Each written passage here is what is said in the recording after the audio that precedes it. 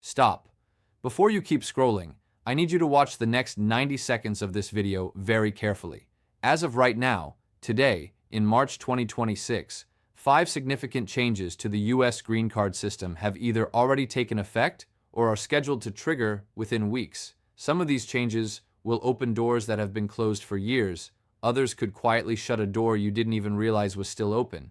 I'm not here to create panic. I'm here to make sure that you, or someone you care about, doesn't miss a filing window, or worse, get caught off guard by a system change that could delay their case by months or even years. The visa bulletin dropped. USCIS made an announcement, and there are things buried in that bulletin that the headlines are not telling you. So if you have a priority date, or if you're supporting someone who does, the next 13 minutes are for you. My name is Raymond Crivello. I'm a senior immigration analyst and consultant, and on this channel I break down complex immigration developments into clear, fact-based analysis you can actually understand. No rumors, no speculation, no political spin, just the policy, explained in plain English so you can make informed decisions. I want to be transparent with you before we begin. I am not your attorney, and this content is for educational and informational purposes only. Every immigration case is different, and you should always consult with a licensed immigration attorney about your specific situation. That said, the information in today's video is sourced directly from USCIS official announcements, the State Department Visa Bulletin, and verified legal news sources. You'll find those links in the description below. Now, let's get into it, because change number 1 is already in effect, and it affects how you file, not just when. Change number 1. USCIS activates Chart B, dates for filing. If you've been following the monthly visa bulletin, you know there are always 2 charts. Chart A, which is called Final Action Dates, and Chart B, which is called Dates for Filing. Chart B is more generous. It allows applicants to file their I-485, that's the adjustment of status application, your green card application, before the final action date is actually reached. Think of it as filing in the waiting room, rather than waiting outside the building. Here's what USCIS has confirmed for March 2026. They are using dates for filing, Chart B, for adjustment of status applications this month. This is what many green card applicants are misunderstanding right now. The difference between Chart A and Chart B can be a gap of months, sometimes over a year. That gap is the filing window USCIS is officially opening this month. And once that window closes, it may not open again for a long time. What does this mean practically? It means people whose priority dates fall within Chart B, but not yet Chart A, can now submit their I-485 package, get their employment authorization, get travel documents, and begin building a life as an adjustment of status applicant, all while waiting for the final date to catch up. This is not a loophole. This is the system working exactly as Congress intended, but it only works if you know it's available, and if you act during the window. A large wave of new filings is expected this month. That's not speculation. That's what historically happens whenever USCIS activates Chart B, which brings us directly to change number 2. Change number 2, EB2 India and China. Priority dates move forward. The March 2026 Visa Bulletin shows something that applicants in the EB2 category, that's employment-based, second preference, for professionals with advanced degrees or exceptional ability, have been waiting a long time to see. EB2 India has moved forward by 11 months. The cutoff date is now November 1st, 2014, 11 months in a single bulletin cycle. That is a significant movement.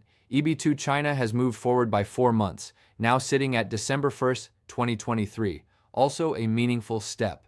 But here's where this becomes critical, and why you shouldn't celebrate without understanding the full picture. For applicants born in India who have been watching retrogression destroy their timelines for years, this movement is real, and for some it's life-changing. If your priority date is now current or within the Chart B window, you may be eligible to file right now.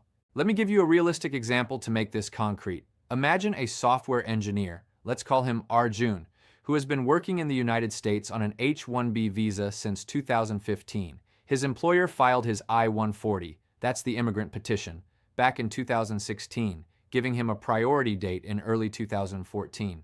For years, his date has been stuck behind the cutoff. He has watched friends get green cards while his case sat frozen. His kids grew up here. His wife has been renewing her H-4 visa every 2 to 3 years, dealing with uncertainty about her work authorization. His oldest child is approaching the age at which they would age out of derivative status. With this March 2026 movement, Arjun's priority date of early 2014 is now current under EB2 India, and he may be eligible to file his I-485 this month. That single filing could transform his family's stability overnight. That is not a hypothetical luxury. That is the real-world difference between policy awareness and policy ignorance. Now, I want to balance that good news with an honest caution, because this is where change number 3 directly intersects. Change number 3, premium processing fees increase. Effective March 1, 2026. Premium processing is the optional service that allows certain applications to be adjudicated within 15 to 45 business days, depending on the form type, for an additional fee. Not everyone needs it, but for employers trying to maintain an employee's work authorization continuity, it is often essential. As of March 1, 2026, those fees have gone up. The premium processing fee for Form I-140, the immigrant petition employers file for their sponsored workers, and for Form I-129, which covers non-immigrant workers including H-1B, O-1, and L-1 categories, has increased to $2,965. That's up from the previous $2,805. There's one detail most people are missing about this fee increase. The fee change is not just a number. It signals continued high demand volume. USCIS adjusts premium processing fees when case volumes and operational costs require it. The fact that it's going up tells you something about what they're anticipating in terms of filing activity, especially following the Chart B activation we just discussed. If you are an employer or an H-1B worker who is also managing a green card process simultaneously, you may be looking at premium processing fees on multiple forms in parallel. Plan your legal budget accordingly, and have that conversation with your attorney now, not after the filings are in the queue. Now, I want you to stay with me for the next 2 changes, because they are fundamentally different in nature, and one of them is the one most people are not taking seriously enough.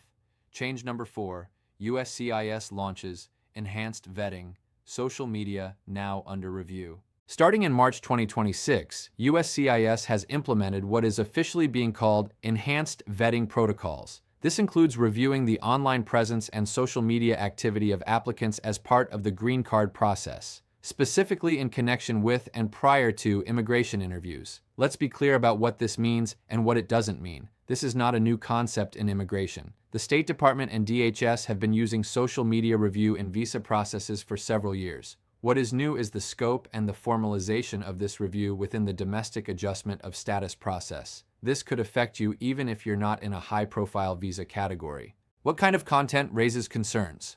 Broadly speaking, anything that could suggest a national security risk, public safety concern, or inconsistency with statements made on immigration forms. That's the legal standard.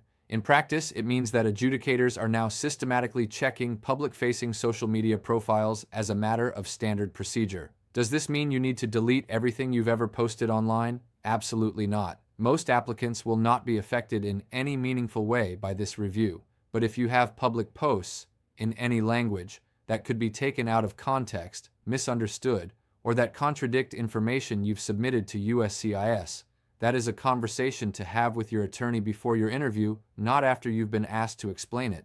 The practical guidance is simple. Review your public-facing profiles. Know what is visible. If anything concerns you, discuss it with a qualified attorney.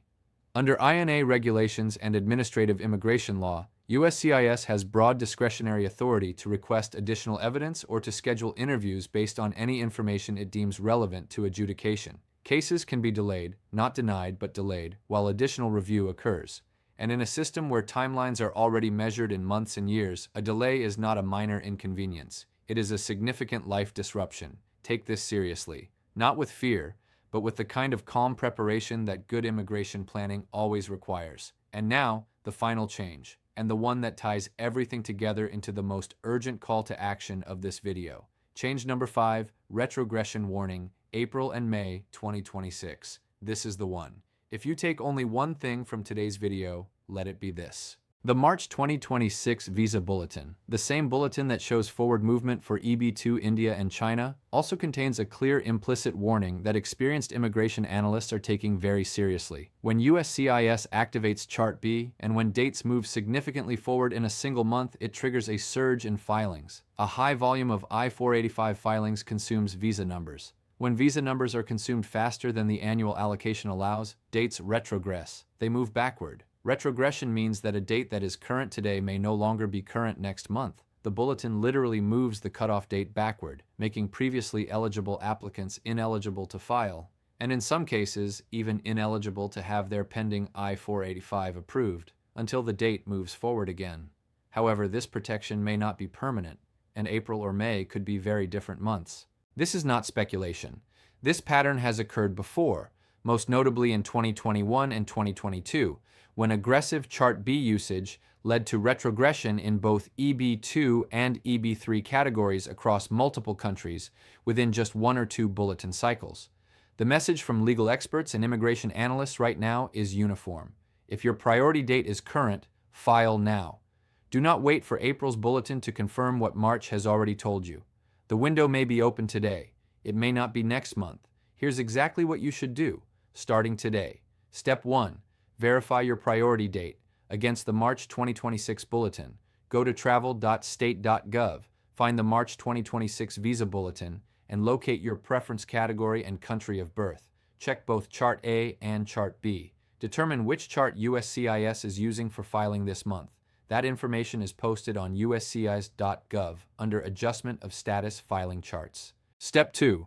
Organize and review your filing package. If your date is current or within the Chart B range, the time to gather your documentation is now. Medical exam forms, civil documents, tax returns, evidence of continuous lawful status. Work with your attorney to ensure nothing is missing. Incomplete packages cause delays and sometimes denials.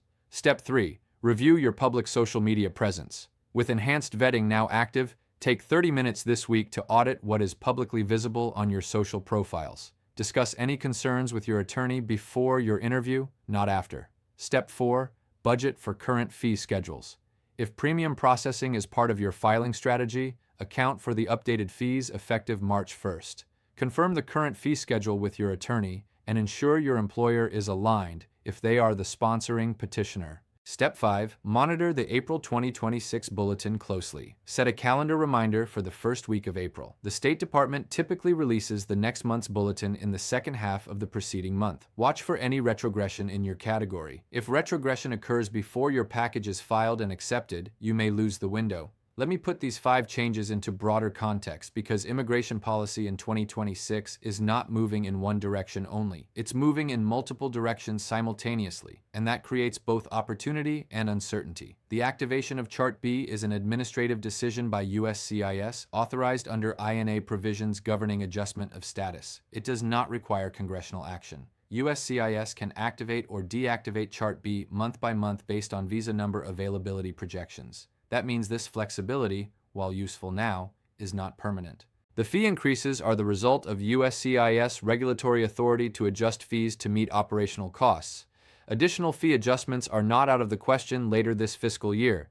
Enhanced vetting protocols similarly fall under DHS administrative authority. They do not require new legislation, but they can be challenged in federal court under the Administrative Procedure Act if applied inconsistently or without proper regulatory notice. And there are already legal advocacy groups monitoring this closely. The retrogression risk is entirely dependent on filing volume and the annual visa number cap, which is set by Congress and does not change without legislation. Until Congress addresses the per-country limits in the employment-based green card system, the structural problem that produces retrogression will remain. What does this mean for you? It means the windows that exist right now were created by administrative decisions, not legislative reform, and administrative decisions can change. The urgency I'm expressing today is not manufactured. It is grounded in how this system actually works. I want to take 60 seconds to step back from the technical details, because it's easy to get lost in priority dates and fee schedules and forget what we're actually talking about.